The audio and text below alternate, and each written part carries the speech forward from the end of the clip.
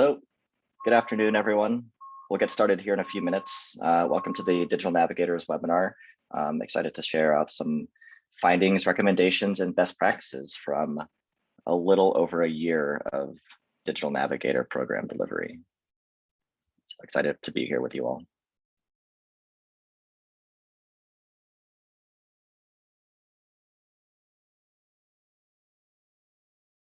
Seeing some familiar faces here. Hello.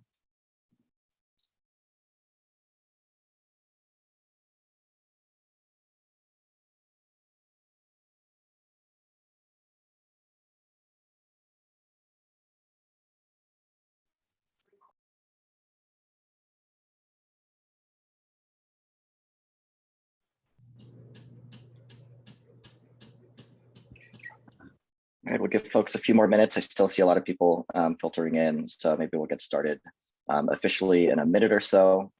Just as a matter of housekeeping, please mute yourself. This isn't a webinar. This is just a more regular open meeting.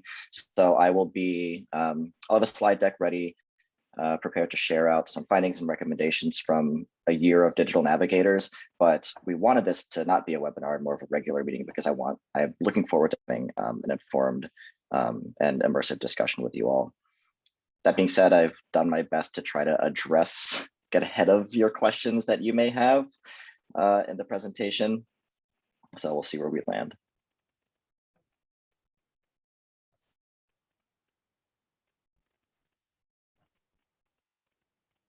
Okay, let's go ahead and get started. Welcome everyone, good afternoon. I think it's afternoon for everyone on the call. Welcome to the Digital Navigators findings and recommendations presentation with NDIA. We thought it was significant to deliver a webinar based on Digital Navigators at this time for a few reasons. The big thing is that our project that we were working very closely with the Salt Lake City Public Library has just completed. And from that project, a Digital Navigators toolkit has arisen. So we're really excited to share out what we learned over the past year and how best to support other Digital Navigators programs across the country. The other reason that this time of the year is significant is that we are just about 1 year over a year of delivering Digital Navigators. NDIA first supported Rural LISC and the Salt Lake City Public Library in September of last year, which seems like it was just yesterday, to be completely honest. So we're 1 year into this program. I think it's time for us to talk about how the program's been going. Specifically, I'll be referring quite frequently to the findings and recommendations from the Salt Lake City Public Library project, because we had such a heavy role in forming that project, and again, they were just such great partners throughout our time. I do have a presentation lined up for anyone who is coming in a little bit later. I have framed this presentation based on the common questions that myself and my colleagues get when we're talking about Digital Navigators. So I've tried to do my best to get ahead of any questions that you may have coming into this. That being said, I have left plenty of time towards the tail end of our meeting to have an open question and answer, because I want to give you all some space to ask for any clarifying questions, or to bring something up that maybe I may have missed. So welcome. I'm going to go into screen share here very shortly. Just as a gentle reminder, given that this is a general meeting and not a webinar, please mute yourself. We'll have time for questions at the end. Throughout the course of today's webinar, if any questions do come up, please use the chat, right? Like I have a few coworkers on with me today who will be monitoring the chat. They'll be pinging me questions and aligning stuff up for me to answer. So let's use that heavy chat function. That being said, welcome. Let's dig into it. Hopefully my computer doesn't crash.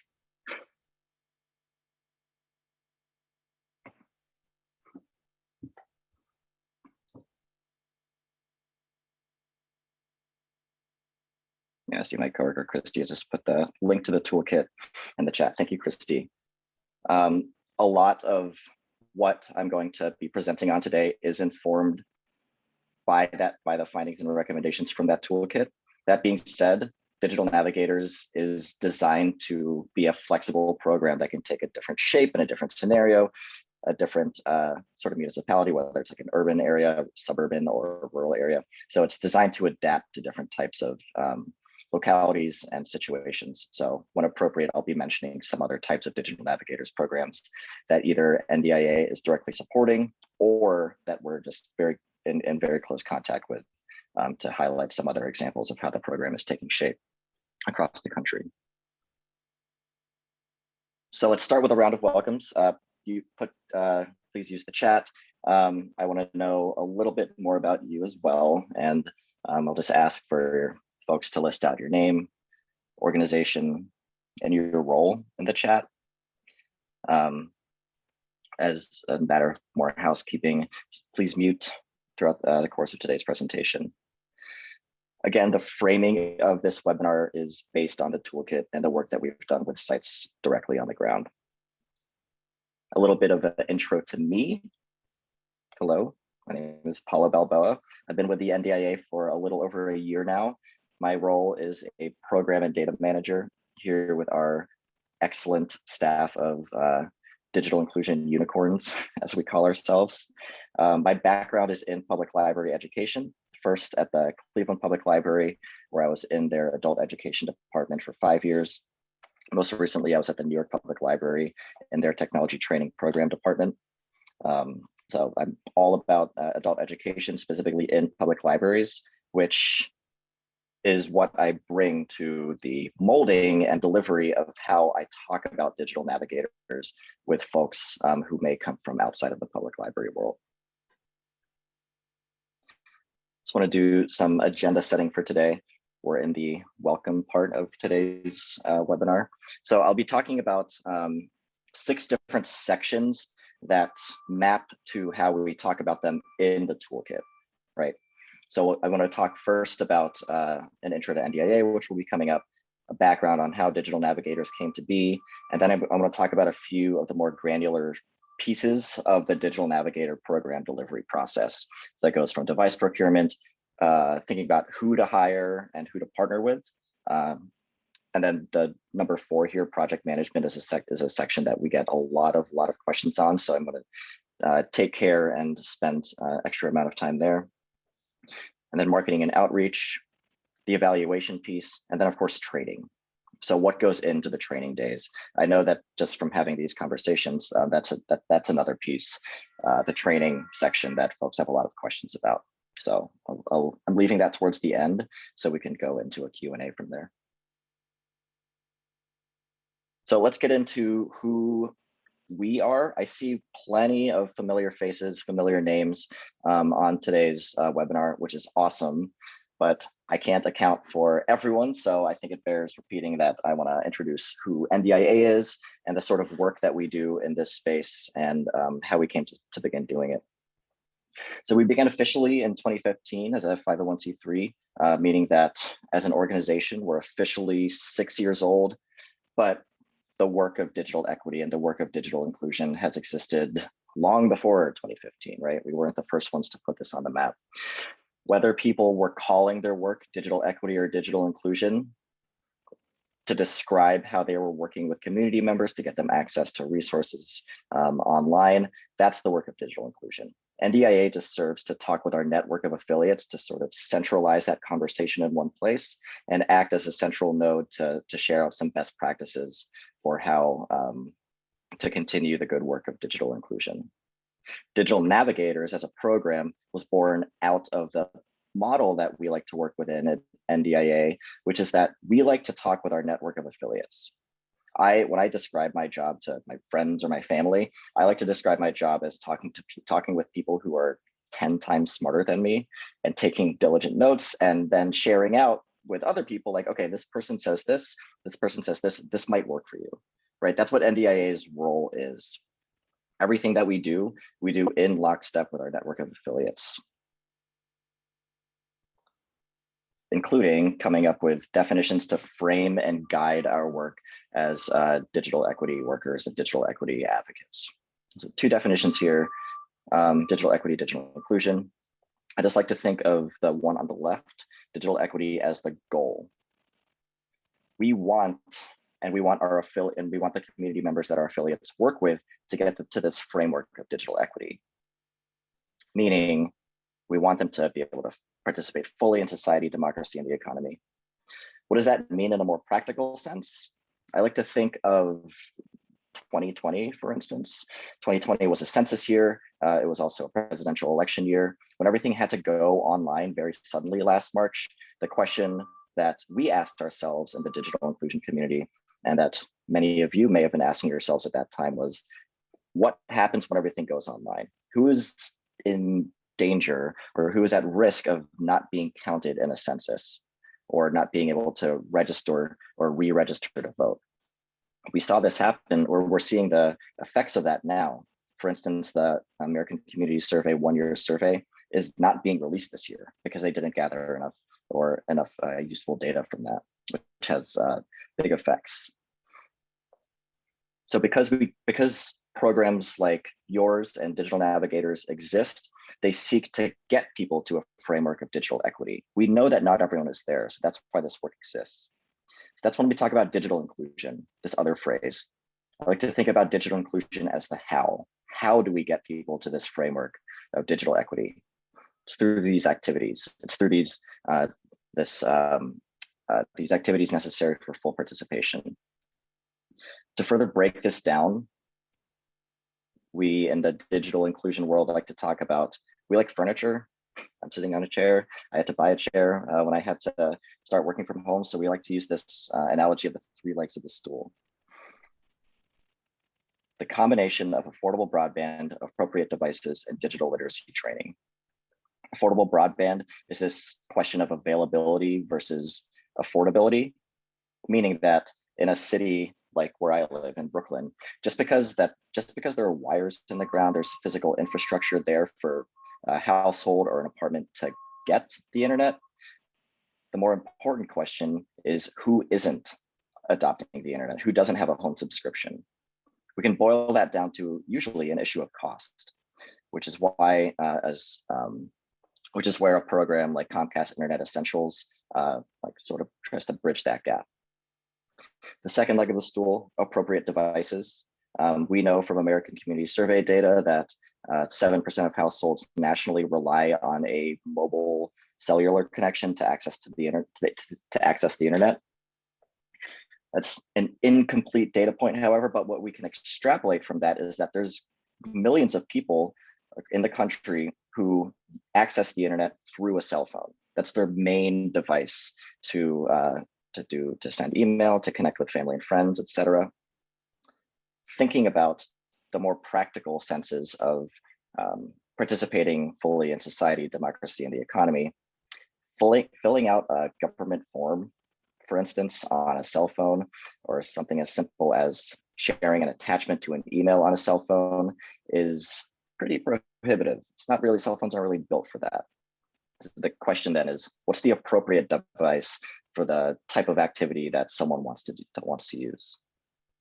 The last leg of the stool here is digital literacy trainings. And this is really primarily where my background comes in. It's that human component of digital inclusion. So for a program, it may be great to get someone connected with a refurbished laptop, for instance. Maybe even better to get them set up with Comcast Internet Essentials, if that's the service provider that's available in your area. But the question is, what happens if that person doesn't know how to use that device or how to access services that are available online? That's that digital literacy training piece. And that really builds into why and how Digital Navigators came to be. So last spring, when COVID hit, NDIA convened a working group of primarily practitioners who were running digital inclusion programs. And we asked them, now that everything has gone remote, what's working and what's not working? This is how NDIA does everything that we do, right? We're always asking folks, like, what is working and what's not working? Can we share it? Can we share it out? And we have the benefit of having being a trusted source with all of our affiliates is that usually they say, yes, yeah, please, we want other people to know this.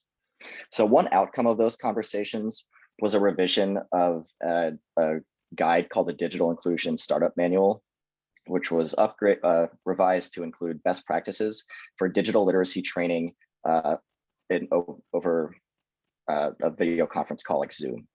At the time, when COVID first hit, I was still working for the New York Public Library. And I specifically remember that in our department, we were having those conversations live. We were testing out Zoom, we were testing out Google Meet, but because we were a library and we had to work with community members and patrons, we always had to remember, like, okay, if someone needs to attend a computer class, we can assume a level of digital skilling there. So we have to pick the software that has the lowest barrier to entry. For us, what we decided then at the NYPL was that Zoom and the email that you have to make to register to get an account and to register for a call like this, those are enough barriers to entry for at least our patrons at the time. So we said no to Zoom. So in the revision of the startup manual, we included guidance and best practices for each, for instance, each of the video conferencing softwares and what works, what are the pros and cons. And that was a huge revision that was very much guided by our community. But then we wanted to continue the conversation because there was still a gap in digital inclusion programming. Like, yes, you can deliver those trainings, but we wanted to remember that digital inclusion is a holistic process. Those three legs of the stool are always working together to make sure that we can get folks to this framework of digital equity. The working group was realizing that, especially in the pandemic, those holistic services needed to continue. So how do we build one up? How do we replicate the sort of services that, for instance, a public library or a public computer center provides? What about those other elements of digital inclusion, devices and affordable broadband? So we began to get to work. In this case, I'll just talk about this one case here. We began to get to work with the Salt Lake City Public Library on applying for a grant from the Institute of Museum and Library Services. We were also working at the time with another organization called Rural LISC to deliver another pilot version of Digital Navigators, which for that project, the primary audience was economic development based organizations, or organizations based in rural areas. I'll talk about the Salt Lake City grant because that's a lot of what informs the toolkit. We submitted the proposal last summer. The proposal was accepted, which meant that over last fall, there was a series of meetings between program leadership at NDIA and at the Salt Lake City Public Library to determine the project plan. What would hiring look like? What does device procurement look like? We delivered the training in late November, co-delivered by NDIA and the Salt Lake City Public Library. The elements of that training was, again, guided by our Digital Navigators working group. So we had a lot of conversations with people who were framing what we should be delivering in this training and also how to do it. For the Salt Lake City Public Library project, direct service began in December of last year, and direct service ended in mid-July. So 7.5 months of direct service for that project. I'm a big fan of reusing slides here, but so just to really drive home the point, Digital Navigators is a program designed to stack these three legs of the stool into one role, into one staff member, or maybe several staff members spread across a series of organizations, depending on how a program looks. It's an adaptation of traditional in-person digital inclusion programming designed to provide that one-to-one dedicated support via phone or Zoom or Google Meet. It's always based on the community's preference. Take this from the library world. We're always trying to meet people where they are based on their own comfort and skill level. A public computer center is a great place to host a Digital Navigators program because they do offer those social services already. So again, I'm not going to belabor the point, but like a public library, it made sense for this Digital Navigator program to pilot in a place like the Salt Lake City Public Library because they already had staff that were used to doing those sort of like one-off interactions with a library patron when they would come in through the doors with a particular question. Digital Navigators really embody the support services that staff at, for instance, a public library or a social service organization already offer. So last year, we began at NDIA, we began to work with different types of organizations who were a bit newer to the digital inclusion space. For instance, like a refugee resettlement agency, we began to put connect the dots and realize that someone like, or an agency like a refugee resettlement organization had already been doing that social service digital inclusion work with their clients. They just weren't calling it that. So when COVID hit, NDIA, we were welcoming in a lot of new types of organizations into our world, right? Making our tent a little bit bigger, but we were also learning a lot from them. So as these social service organizations began to join the fray, that really informed the type of program that we built. One of the most common questions that myself and my colleagues get about digital navigators is that there's an assumption that a digital navigator is like a highly tech savvy like young millennial, right? My coworker of mine described digital navigators as not quite a Apple genius and more of like a social worker. Digital Navigators is a program where certainly the digital navigator themselves has technology skills, but they're not the Apple genius. They're not the guy at the Apple Genius bar that you make an appointment with who's going to be standoffish. We want our digital navigators to be trustworthy guides who more often than not come from the communities that they serve.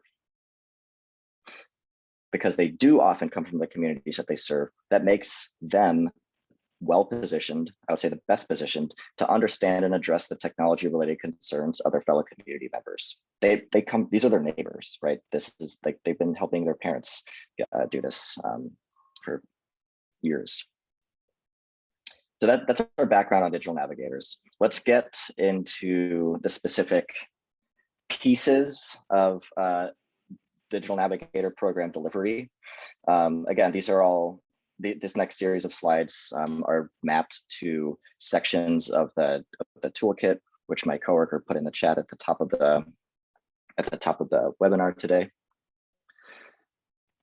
So the first step usually in a digital navigators program, after securing funding and identifying needs locally, is to get the work underway.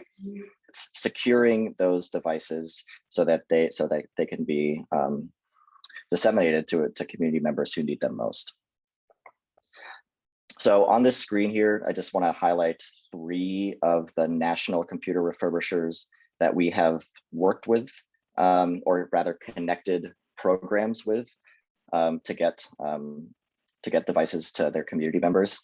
This certainly, however, and I want to make sure I say this isn't an exhaustive list of all of the computer refurbishers in the country, right?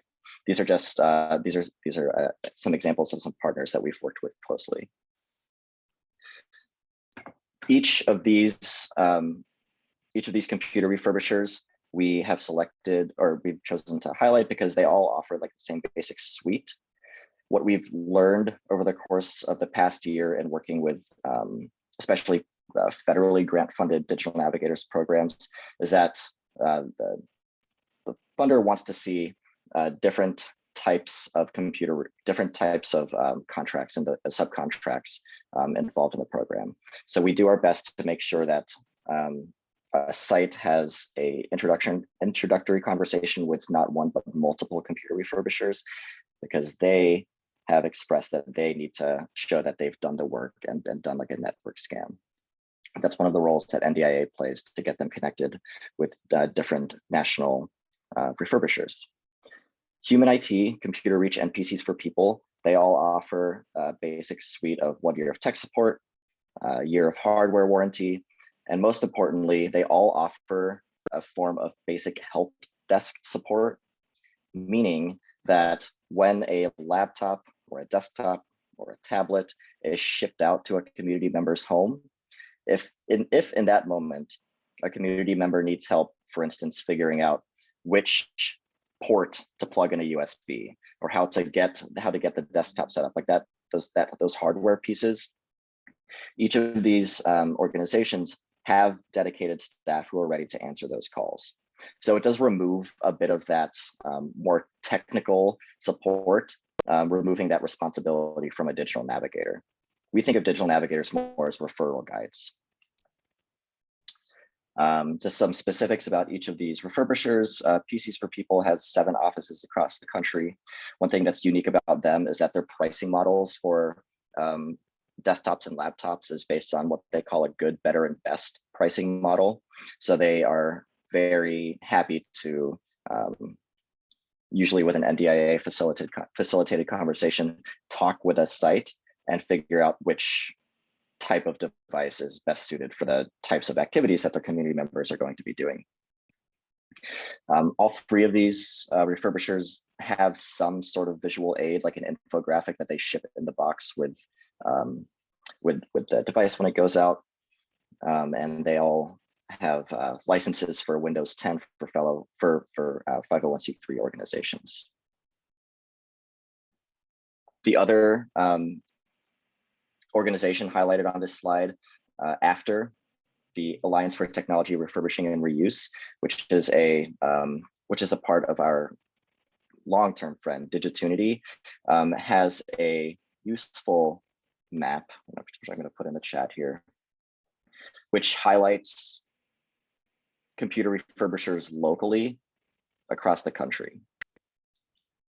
So just to clarify here, Human IT, Computer Reach, and PCs for People, these are national refurbishers that will ship anywhere in the US.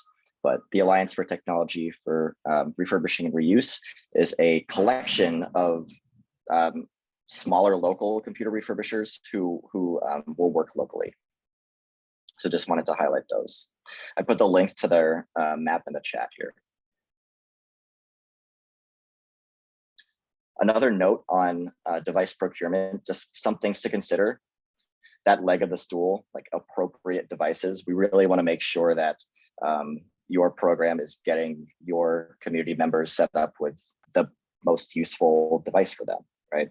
So in our conversations with computer refurbishers, one of the things that we've noticed is that given that they usually have their own digital inclusion programming, they will usually recommend that if a program is working primarily with seniors, for instance, to get them connected with desktops.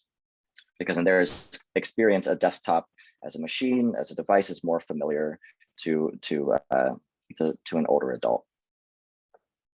So it's just an interesting topic to bring up.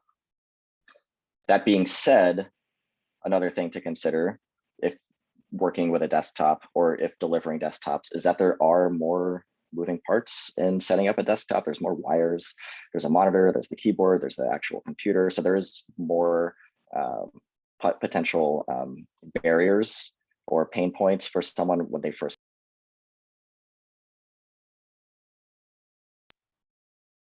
But like I mentioned, each of the aforementioned computer refurbishers do have that dedicated tech support line.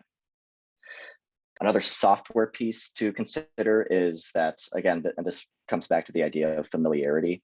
Windows operating systems seems to be the gold standard. It continues to be the standard for community members, library patrons, when they get set up with a laptop or desktop for the first time.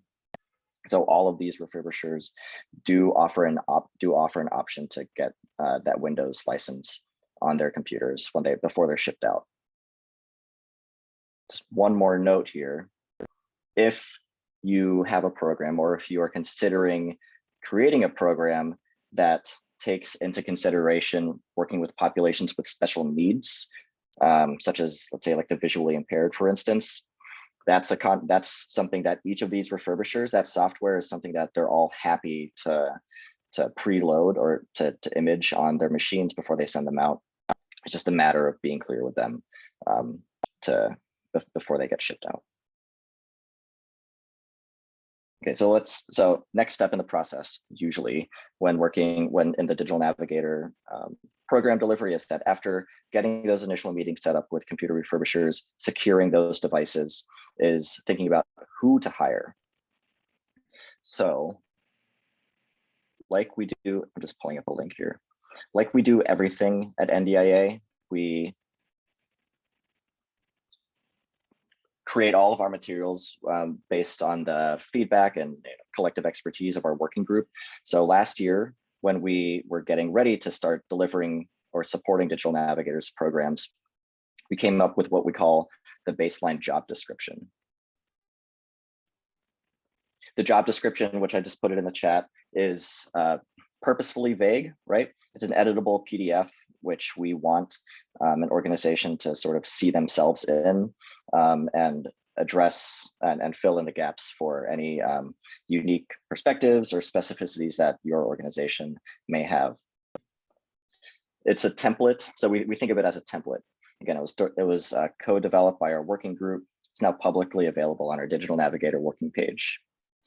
The job description really serves as like a touch point for individuals and organizations to shape their understanding of who and what a digital navigator is, and while also listing out those required key skills and competencies. Like I mentioned before, what we're really trying to express in the job description is that it's less of an Apple Genius bar and more of a social worker. We were intentional about mapping the components of the job description to those three legs of the stool: broadband devices and digital literacy training. So while a digital navigator should have a pretty comfortable familiarity with, let's say, researching or really Googling something, if they're unsure of the answer, what we're really asking for is, do they have those soft touch skills like patience and empathy? Are they able to sit down with someone who may come from a completely different cultural background than them or demographic background with them and walk them through whatever technology issue that they may have? We really try to, again, prioritize empathy, also cultural sensitivity, and most important of all, I would think, is strong interpersonal skills. That's because a digital navigator is expected to have these repeated interactions over the course of the program delivery.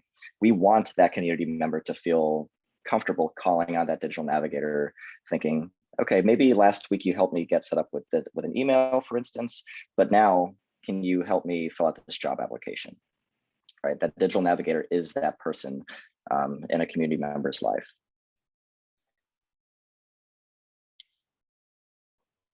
As far as who to look for when hiring a digital navigator or when considering digital navigators, trust is really the most important thing. I mentioned it towards the top. Digital navigators usually come from the communities that they serve. They're the best equipped to already understand those technology needs, and trust is really that truly important skill necessary for a digital navigator and their program to be as successful as they can be. That's why you're commonly seeing digital navigators programs couched in trusted community-based organizations, like a public library, for instance, like a refugee resettlement agency, a social service agency that already has that close contact with their population. As far as, and I'll highlight the Salt Lake City Public Library example here. For that particular program, they were able to hire on a total of 6 digital navigators. Those digital navigators lived in a variety of different places over the course of their program. So 3 of those digital navigators were already existing library staff. One of them worked in the public computer lab at the main library downtown. One of them was an assistant librarian at a branch. The 3 other digital navigators that the library hired on lived in partner community-based organizations. So they identified locally which organizations work in areas of the city that we think have the highest priority for addressing the digital divide, and how can we work with them? And do they already do this work locally? So they chose to work with a refugee resettlement agency. They also chose to work with a local community college. And they also worked with a community-based organization that primarily worked in job placement with the Latino community. Another example of this sort of intentional partnership that I want to uplift is that we're currently working with another digital navigator program that's hosted by the city of San Diego. So in this case, the city of San Diego is the main convener, the municipality themselves, but they are choosing which organizations who to work with based, again, on do they already sort of do this work? Does it make sense for a digital navigator to live there? So while the city of San Diego is convening the program, they're choosing to work with the local Parks and Rec department because they have a digital literacy training program already set up. They too are working with the local community college. And of course, they're working with the San Diego Public Library. This library is already kind of do this work. So just as an example of spreading the load for such a program, what we're finding most commonly is that a digital navigators program lives with one main host organization, and then because they know their communities best, they decide on which partnerships make the most sense. And then just two more programs that I want to highlight that I think are just super interesting and potential useful models to follow. The city of Philadelphia, as well as an organization called Digital Charlotte in Charlotte, North Carolina. Their digital navigators programs work with the city's local 311 information line, right? So I didn't, like when I heard that for the first time last fall, I was like, oh, of course, that makes total sense. But they worked behind the scenes to get the staff at the local 311 information line to understand what digital navigators is. They themselves, the staff, were not the digital navigators, but if someone had a question that mapped to the three legs of the stool, broadband devices or digital literacy training, then the 311 staff would say, I'm going to get you in contact with this program, for instance, at Digital Charlotte, and they're going to connect you with a digital navigator. And then the digital navigator takes it from there. Which I think is just such a useful and fascinating way to get a program off the ground. Okay, project management. So this is more of like the day-to-day workflow of digital navigators. This piece, I want to give a huge shout out to my colleague Justin Strange at the Salt Lake City Public Library, who heroically did this project management piece of the toolkit. He wrote it all. This is all him. So all credit goes to Justin at the Salt Lake City Public Library. He really mapped out the client flows, or rather what the sort of like logic model looks like for a digital navigator, and where to send people if and when they call in. For a project of any size, really, it's important to have a strong coordination between the participating organizations, so the partners that you decide to work with, and their digital navigators, and also to use a flexible management style. I think of Justin, he was always available to the 6 digital navigators in the Salt Lake City Public Library program. He would make himself available over email so they could sync asynchronously, but also that program had a regular meeting cadence of once a week on Mondays to get all the digital navigators in one place. NDIA would join those calls and sort of listen in, chime in whenever we had something useful to share out from other digital navigators programs. But that was really the hard work there was really done locally by Justin and his colleague Shauna Edson, who was the program director. So as far as where to start in project management, if working with partners, which is the model that we recommend, you first want to determine organizational responsibility. So again, in the Salt Lake City Public Library project, the library owned that project. And with each of the 3 community partners that they worked with, the digital navigator was a cross-trained staff who already worked in a similar role in that organization. And they did answer to a supervisor internally. For the first month or so after trainings, that supervisor was on calls, usually with their camera off, just to sort of listen in and find out how the program was going. But after that first month, the supervisor started to take a step back, and it was eventually only the digital navigators themselves, along with us, the program leadership, to guide them. We think that it's most useful to have a regular meeting cadence of, in some cases weekly, in some cases bi-weekly calls with all of the digital navigators, because it's a community of practice. We want all of them to be able to learn from each other. Frequently, one digital navigator would say like, hey, like when the emergency broadband benefit was being rolled out, he would say like, has anyone had any issues getting on the website? Like, has it been crashing for anyone? Like, not technically a digital navigator question, but like for them to hear from their 5 colleagues that yes, they've been having issues, which eventually turned into a conversation of this is how I walk someone through that form.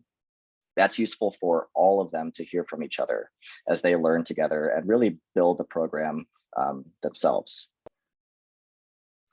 A few questions to think about when after determining organizational responsibility across the board is just some questions to consider is how will a client or community member hear about the program? So we'll get into that marketing and outreach piece here in a little bit. What does the whole process look from a client's point of view? So we want to be clear that the digital navigator knows that they are describing a program where they are going to be that they are going to be that person.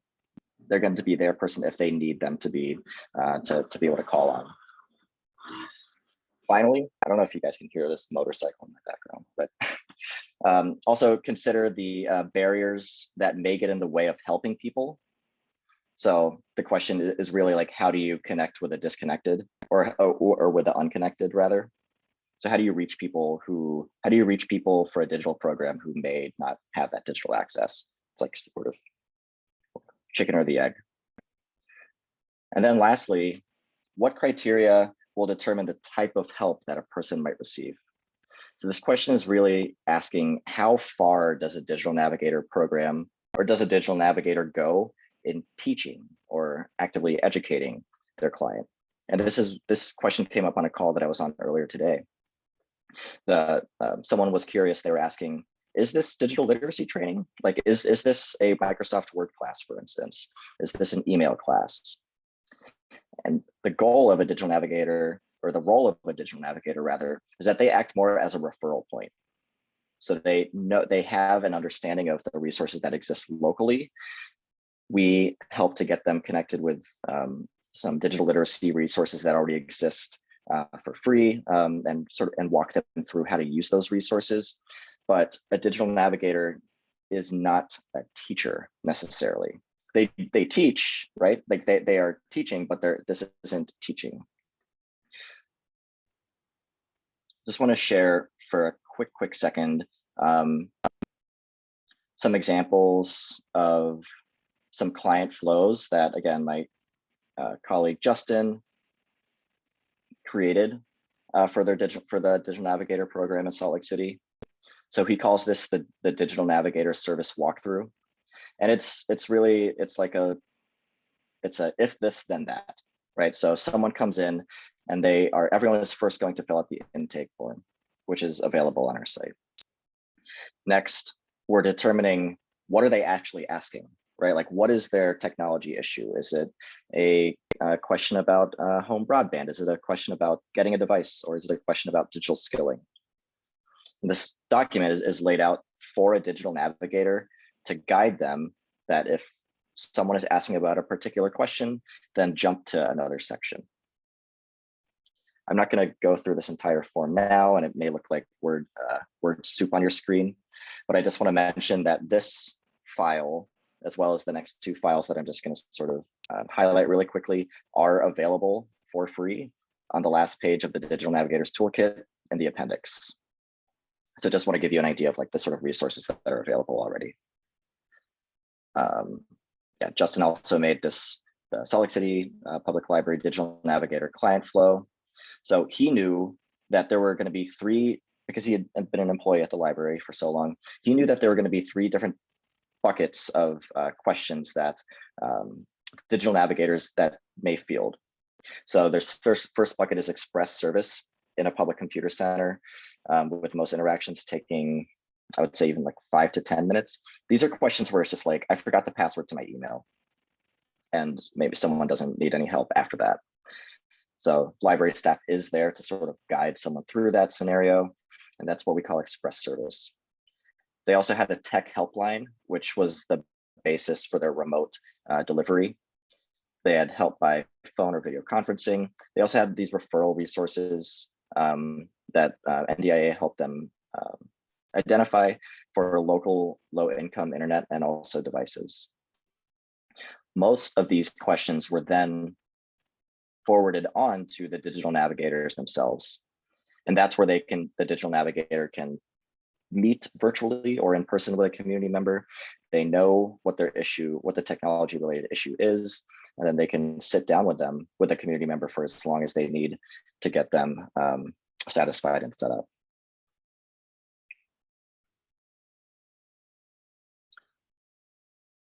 Okay, so I'll go back here. Again, each of those, I know I went through that pretty fast, but each of those files are in the appendix of the toolkit.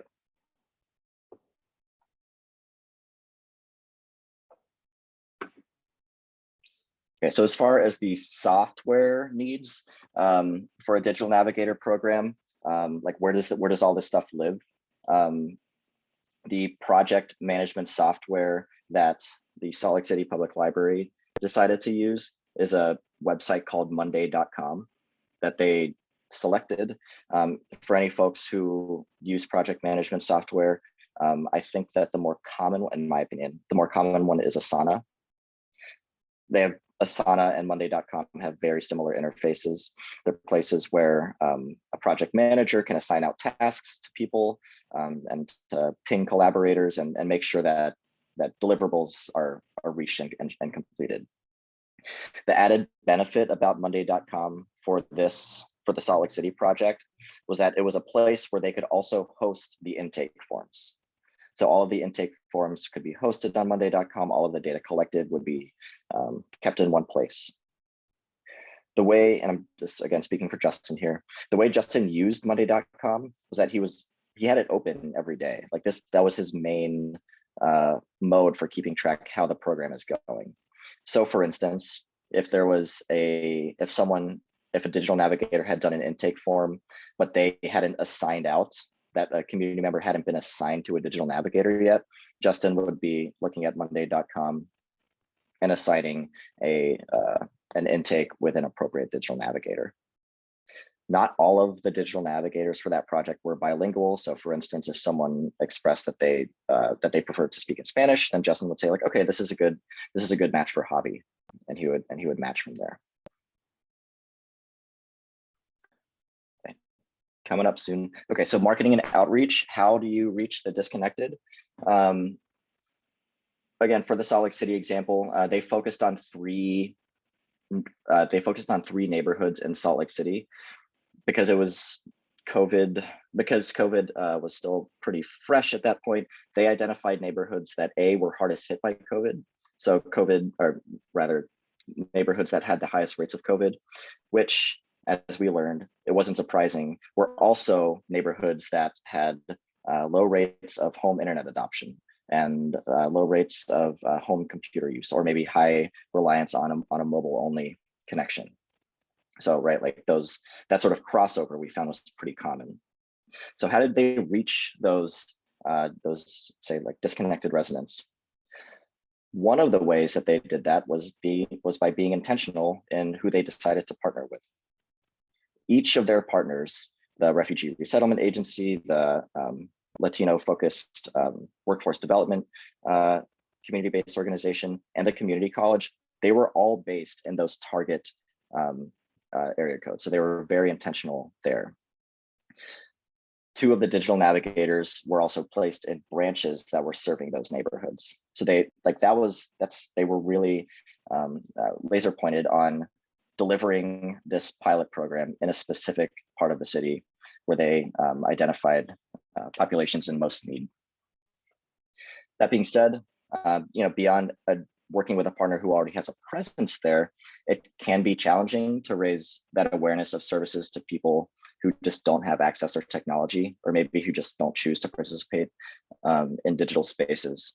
So they got really creative. They got really analog in their methods for reaching people in these neighborhoods. They made yard signs. They made bookmarks. They made door-to-door hangers, pamphlets that they distributed in places like grocery stores, places of worship. And significantly, they also, a few times throughout the course of the past year, they also had a volunteer foot campaign in those neighborhoods. And I remember when me and my coworker were meeting with them that following Monday, and when we were asking how the foot campaign went, they were glowing about it. They were like, we were out in the neighborhood, people can actually see us. And they learned that the community had been seeing those signs, but there was still that lack of trust, right? So it was significant for a community member to see the actual digital navigator walking around the neighborhood and to be able to put a face to this, to a yard sign, to sort of like complete that cycle and say like, this is who we are, and we want to help you. Like everything that you're reading in the newspaper or in your grocery store, like all of that is real. Here I am physically. And part of that program, beyond the analog, more paper-based outreach, they did have a big social media blast throughout the course of the year. So for instance, from the library's Facebook and Twitter accounts, they were still talking about the program in those spaces. And we didn't want to completely write that off, because we knew that if so many households were reliant on a smartphone to use the internet, that didn't preclude them from using the internet. Like they know how to use the internet. They're going to see these ads. So they're already on there. So we really wanted to reach them there.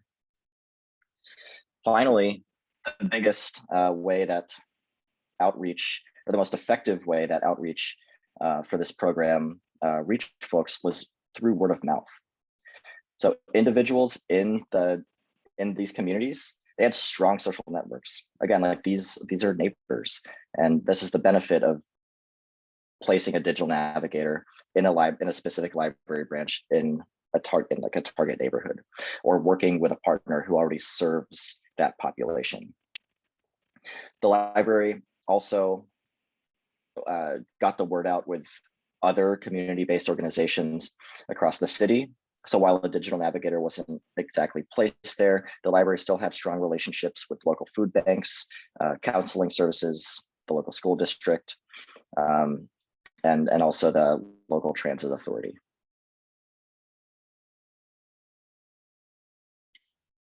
So as far as evaluation goes, for digital navigators, a lot of the data that's collected from those 4 intake forms, the question becomes, what do we do with that? We are really trying to measure in these survey forms how effective a program could be if we were promising people if we were presenting the promise of device ownership as a result of participating in this program.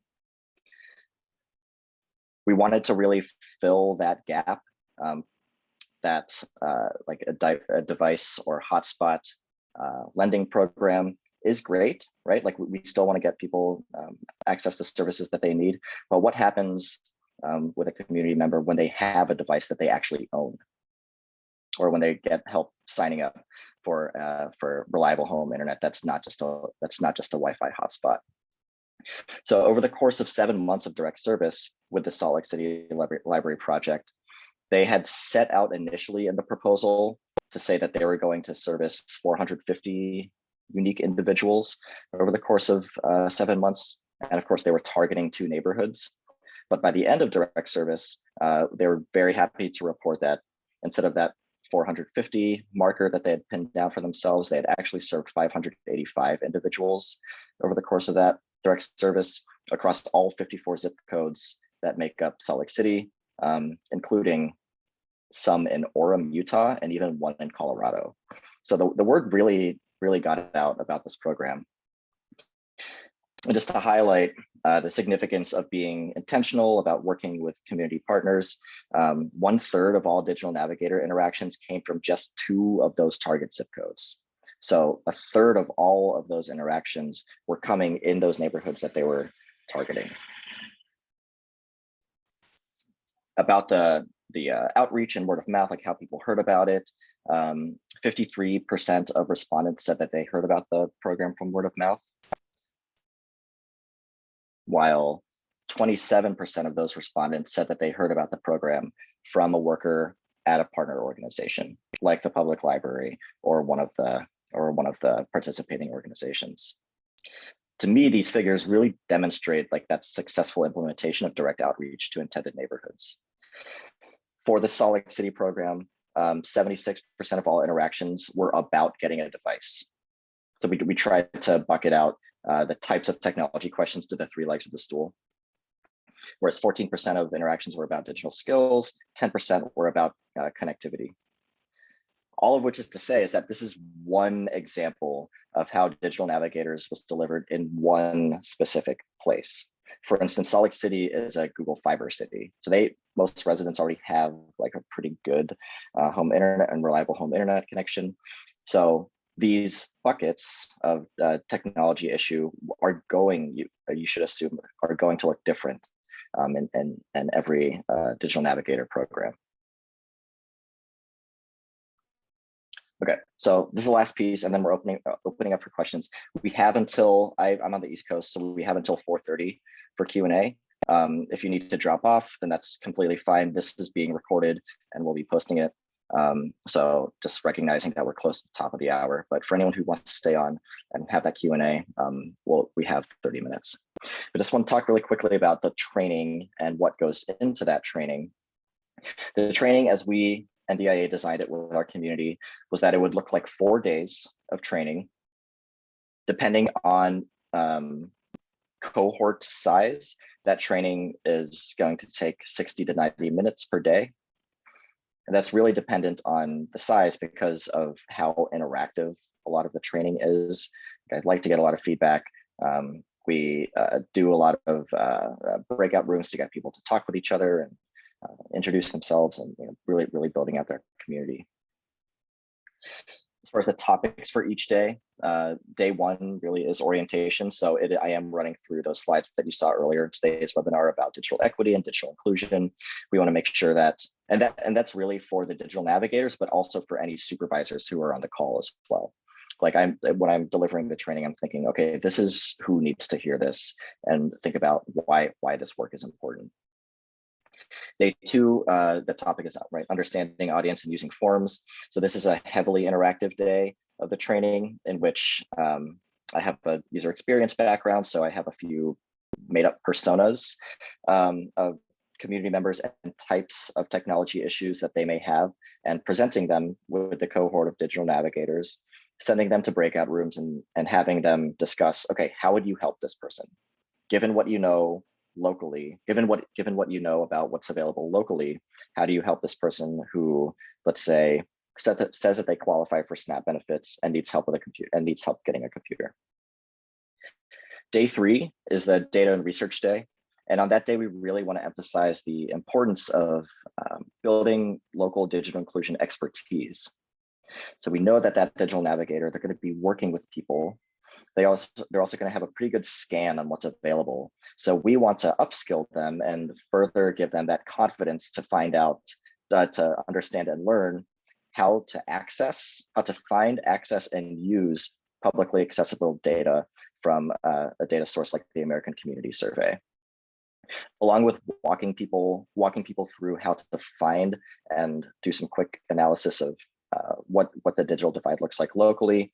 We also show them a data visualization tool called Internet as Infrastructure, which gives them the ability to make stuff like bar graphs, maps, related to data to highlight what the digital divide looks like in their local municipality. What I really like to dig into in that particular day is to show the relationship between home internet adoption and household income in a given area, just to really make it clear, like that, okay, that this is the relationship here: availability versus adoption.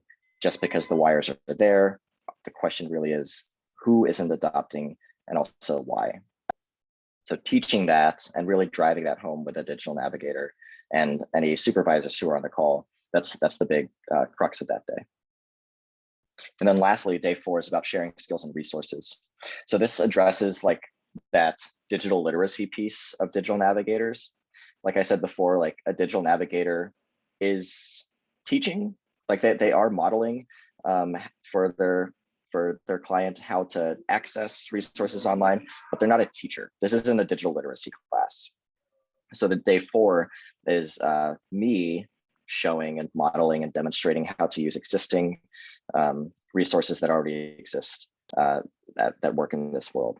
So for instance, something like Goodwill Community Foundation's Learn Free, which is awesome. The Public Library Association also has another sort of suite of curricula that they've developed. So it's really just introducing a digital navigator to, here are some resources that if you in the given moment don't have the expertise to answer a question that a community member may have, like a specific question about Microsoft Excel, for example, you can send them here. Further, some digital navigator programs that we've worked with that do have the capacity to take on this role are using North Star digital literacy assessment to be that sort of evaluation and assessment tool, not only for digital navigators themselves, but for the community members that they work with. So I will stop there. I'm going to get a drink of water and stop sharing my screen here. Great. Thank you, Paulo. And now we can open up for questions as Paulo grab some water after sharing all that awesome information with you all.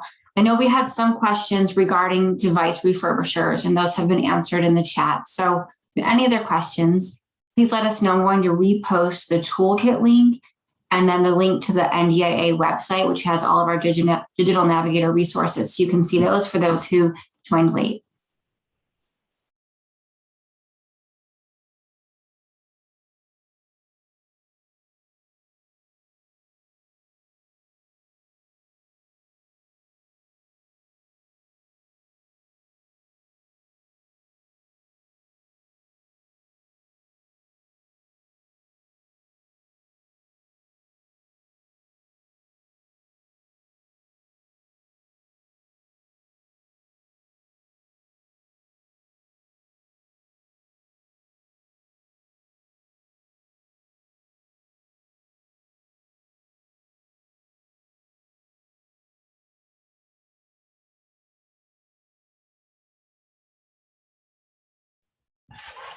Although there's a couple of questions in the chat for you.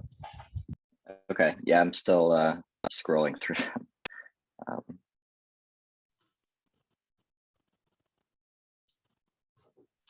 So the first question was, how can we get set up with the 4-day training? So the 4-day training is available as part of the services that we provide, a fee for service that we provide. But if you would like to contact us and hear more information about details of what that training includes and the cost, please email myself or Paulo.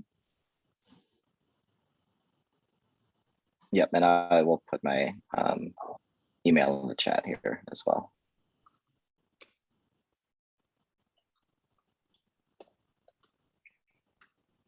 Okay, Adara Scholl asks, what's the timeline for implementing the new position into libraries that currently have this position? It depends. Libraries as big municipal entities, in my experience, have like a longer hiring process. But from what we've seen, the Salt Lake City Public Library, they got their digital navigators cross-trained and ready for direct service in a month and a half. And right now we're seeing a 2-month timeline with the city of San Diego, who's working with the San Diego Public Library. Yep. Heather Petro asks, what does GCF stand for again? I see we have Cindy Hogan on here. Goodwill Community Foundation, amazing resource. I'll put the link to Learn Free in the chat here. It's there.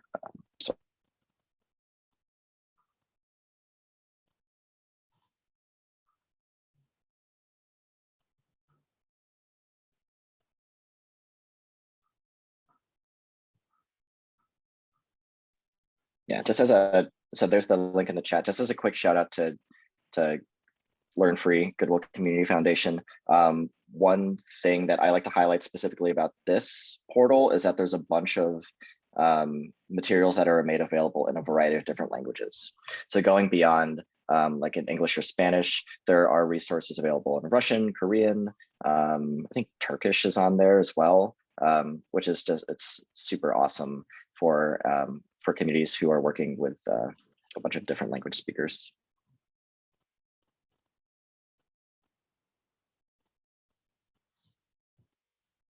So another question we received is, are digital navigators usually full-time jobs? they are usually part-time jobs, the way we're seeing them. And I think that just comes down to an issue of capacity. Several of the programs that we're working with currently have their digital navigators on at 20 hours a week. Okay. So I see that, sorry. I was going to help you with the question, but go ahead. I saw that Grace asked a question a little bit higher up. Do you provide tools on how people can be educated and find their local resources to help community members as navigators? Grace, can I call on you can you just, I'm not sure I quite understand the question. Can you rephrase that? Yes, I'm sorry.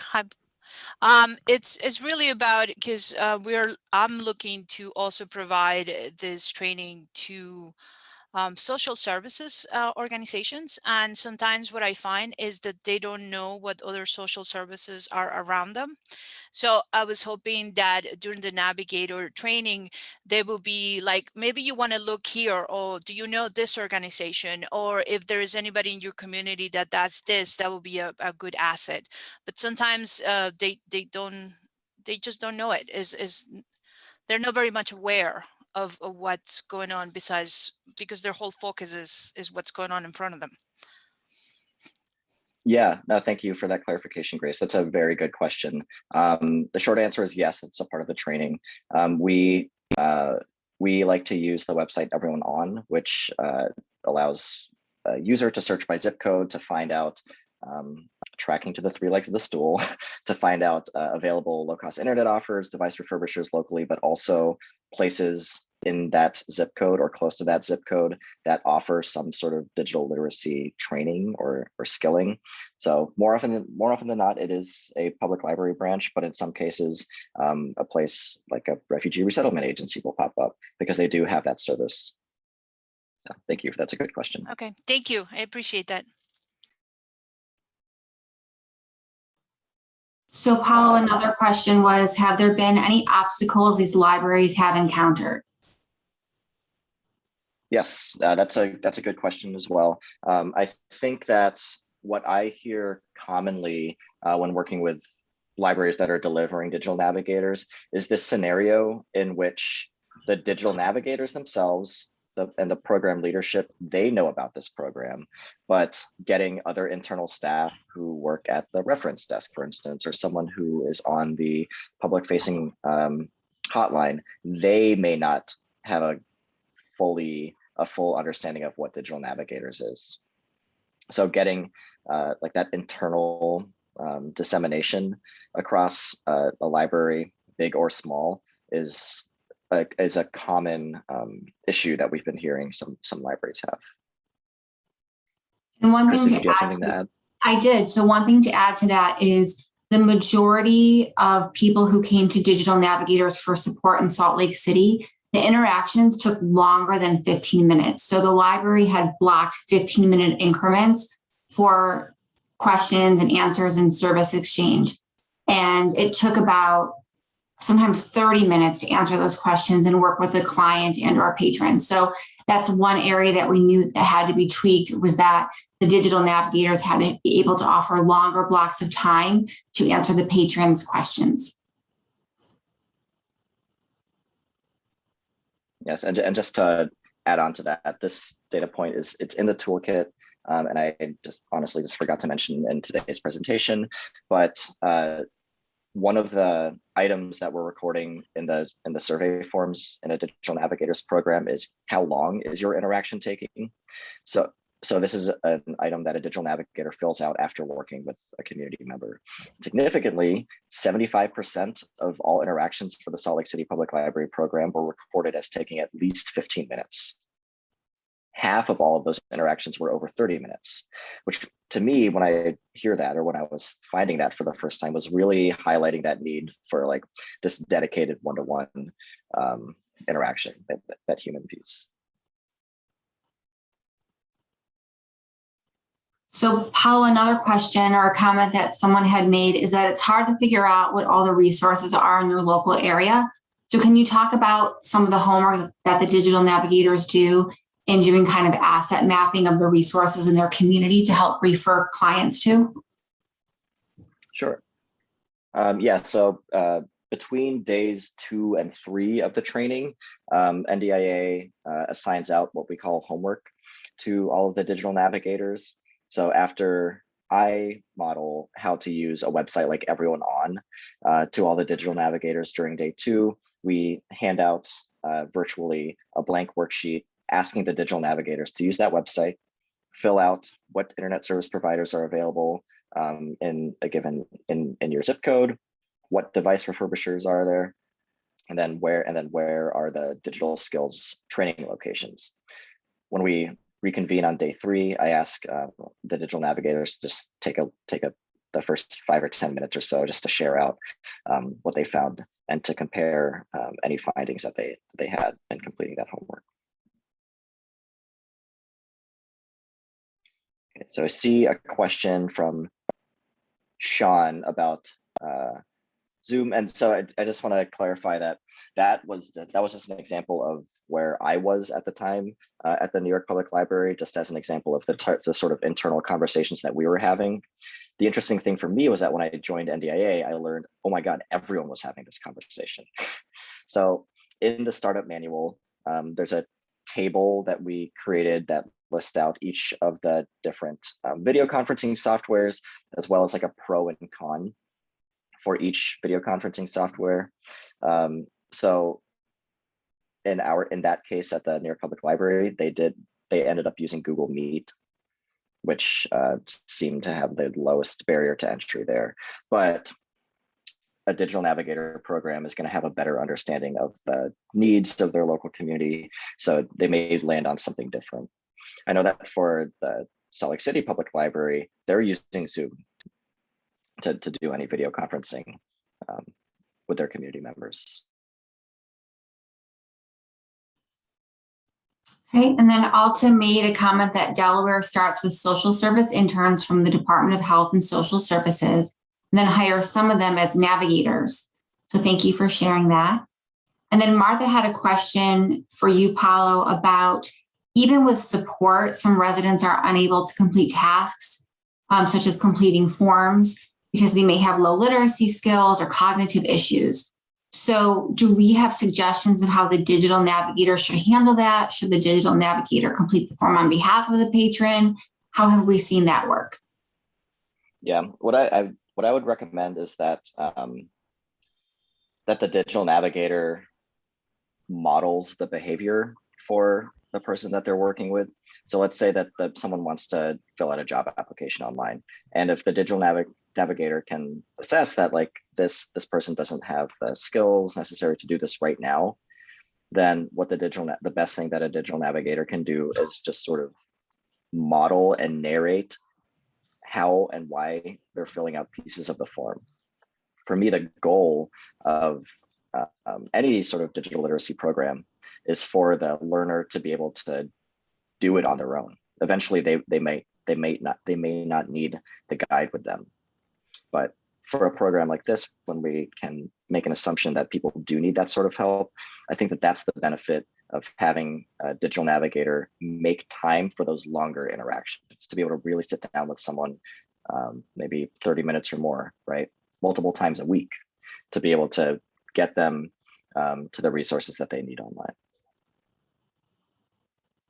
Great. And then Tracy shared a resource with everybody. Their library created a basic local sheet of resources, but also likes the idea of digital navigators doing asset searching too. And she listed a resource here for everybody. So thank you. And I do know that a lot of the libraries who are running digital navigator programs are modifying and updating their resource guides around digital access and inclusion as well. So if anyone else is on the call from a library, feel free to share it with others in the group chat.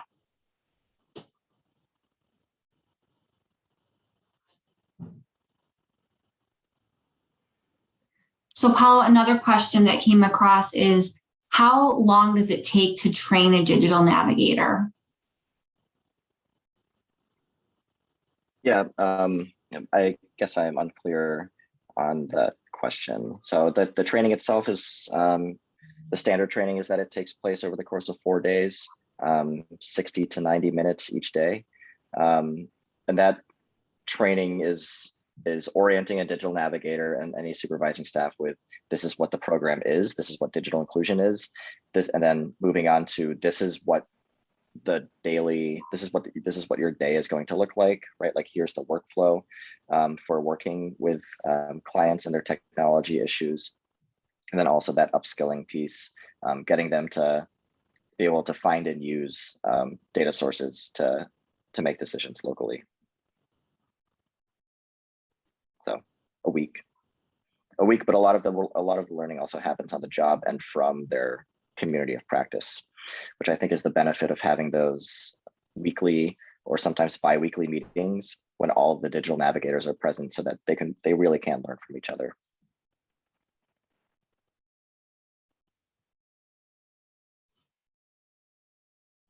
Thank you, Christian, for your question. So the question is, how often do call topics go beyond the scope of what the dean is supposed to help with?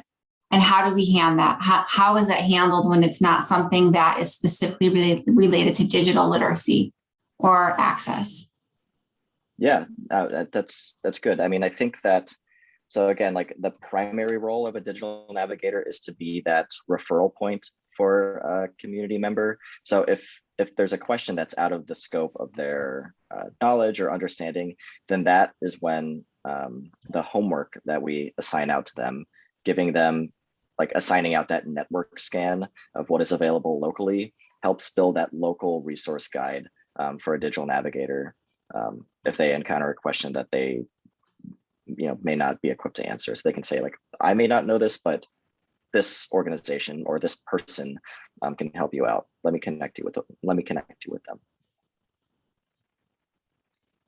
To add on to that, Christian, for the Salt Lake City Public Library's Digital Navigator program, the majority of questions that came to the Digital Navigator was, how do I get a computer? How do I get access to the internet? And then once I have access, how do I complete unemployment benefits, set up a telehealth visit, and do a job search? So I'd say those were the big ones. Would you agree, Paulo? Yep, for sure. Okay. Another question just came across, if there are any digital navigator programs that use college students as digital navigators, and if so, are they paid or do they receive a stipend? Yeah, so the Salt Lake site, the Salt Lake project, San Diego, and Digital Charlotte are all examples of programs that are hiring from the local community colleges locally. Each of those positions are, except for Salt Lake City, each of those positions are part-time and they are paid, which is great, right? Like, we want to pay our workers, so happy to report that.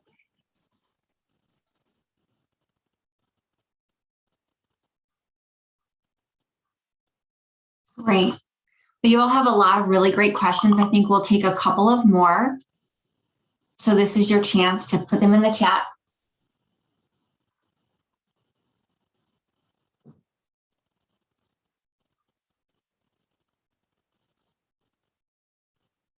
So Paul, this is for you about Salt Lake City, since this is our most recent digital navigator model that has closed. What do you think the most surprising thing was that Salt Lake City learned? Ooh, that's a good question.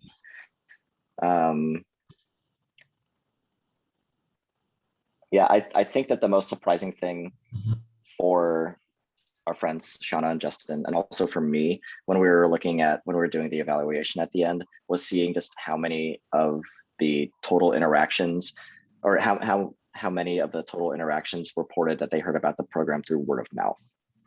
Like, we sort of knew that already, that these are folks with strong social networks. And it was just, I think that personally, that was very interesting to me. And I remember talking with them about how surprised they were about it, because over the course of that project, right, like, we had the program leadership there, they got interviewed by the local newspaper, the local news station. Like, these were media spots that we were all really, really excited about, just saying, like, oh my gosh, look at like, our faces are out there, we're talking about this. which is not to say that those weren't useful, but at the end of the program, when we could really say, like, how did people hear about this? Most people were being referred to the program through friends and family. So it all works. Christy, I want to bounce that question back off to you, though. What do you think? I think I was just trying to find Salt Lake City had done a really great, Salt Lake City Public Library had done a really great video, and I was trying to find it really quickly where the people who received the digital navigator services were sharing what they had learned. And it was really heartwarming. And if I cannot find it in a moment, we will include it in an email to you all with the recording and the PowerPoint deck. Because I think what was really interesting was how everything we wanted to see happen with these digital navigators and the service they were providing was actually received. So the confidence of the patrons / clients was dramatically increased. We felt more connected to family and friends. We just felt more empowered. And it was a really great video. And I'm upset that I didn't call it up earlier. But I am going to put in the chat for you. We also work with the Urban Libraries Council because this project was funded through IMLS. And they did a lot of great work interviewing some of the digital navigators in a blog series about their experience. So I just want to put that in here as well for you all to take a look. Yeah, I see a question from Diane in the chat about stats on days of the week and times of day when most calls come in. That is a great question. The data person in me wishes that I had thought to include that in the survey early on. But as far as time, logging the interactions over time, in that dashboard that I just put in the chat, we have a log of calls over the course of months. So we didn't get so granular to look at days of the week, although I think that would have been an awesome piece of information to collect. That being said, one of the things that we are learning internally, or that we're trying to address internally, is that we had a set of surveys, those intake forms on our website that programs have been using. But now that I have been able to look at the evaluation and the data that we collected, like now we're thinking about like, okay, what are the better questions to ask for future digital navigator programs? How can we collect better information and more meaningful data? So that's a great point. Thank you, Diane. So one of the questions that I want to flag that just came up was from Nate about a community of practice. And this is something that we are interested in doing as an organization and definitely exploring. We hear a lot from the people who are participating in the working group, which we are kind of taking a small break right now as we reorganize. As many of you know, we are hiring right now. And one of the positions that is open is the person that we need to help with the Digital Navigators program. So if you know anybody, feel free to send that link to them. We're really excited to get people passionate about digital inclusion. We would love to have some more hands with this great work that we're doing. So I just posted for you all a YouTube link to the video from the Salt Lake City Public Library. That was that long link.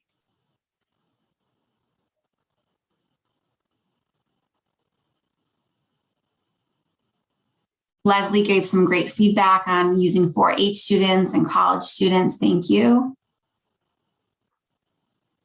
Did we answer Christian's question, Paulo? Have we seen consistent lessons learned across new projects that we can share? Common mistakes to avoid? Yeah, I mean, I think that we have honestly, I'll just say that we have the benefit of having such a strong affiliate community who guided us in the right direction from day one. So thankfully there's not too many like egregious mistakes to report, which, you know, I guess it's the benefit of working with such an awesome community.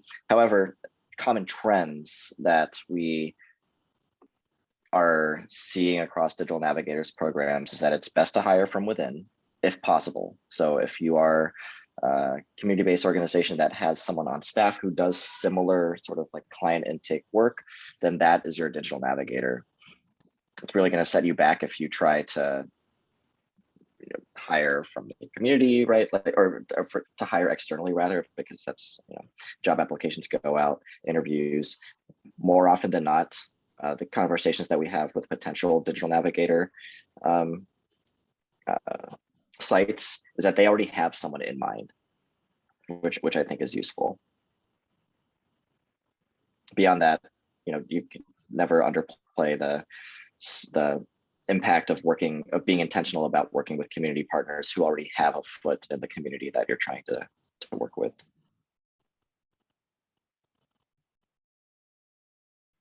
So, and then this last question is from Kate. And Kate, if you email me, I will give you some more information. But basically your question is, are there any digital navigator programs working with homeless service organizations or primarily those experiencing homelessness? And I do believe there is one in Seattle that we were working with, but they're not contracted with us. They're just taking the model and making tweaks to their community. And I've blanked on their name. So if you email me, I will get that to you. And again, it's Christy@digitalinclusion.org. Great. So Paulo, I think that was the last question. Anything else to add? Thank you so very much for this robust presentation. Of course. I just want to add a plug for anyone who hasn't joined our community. If you haven't already, the link is will take you to a page where you can sign up to become either an organization if you want to sign up on behalf of an organization, which is the first teal box on that page. The second option is to sign up individually, which is what we call as a friend. Both of those options are free and will get you access to our listserv. I can say that at NDIA, like most of the communication between not only internally, but between us and our community amongst itself happens on our listserv. So, it's amazing to see someone, if someone poses an interesting question to the listserv, like some of the questions that are here in the chat, and more often than not, someone else in our community will have a response for them. So having, that's the sort of role that NDIA likes to play, and how we can become, most useful for people who want to find other people doing this work. It's all free. The listserv is awesome. What else? You also get the monthly newsletter, where we try to uplift programs that are happening across our field, and yeah, so plug to join. If you think of another question as you go through the webinar, just as you go out for the day, feel free to email us. We're happy to respond and give you the answer that you're looking for.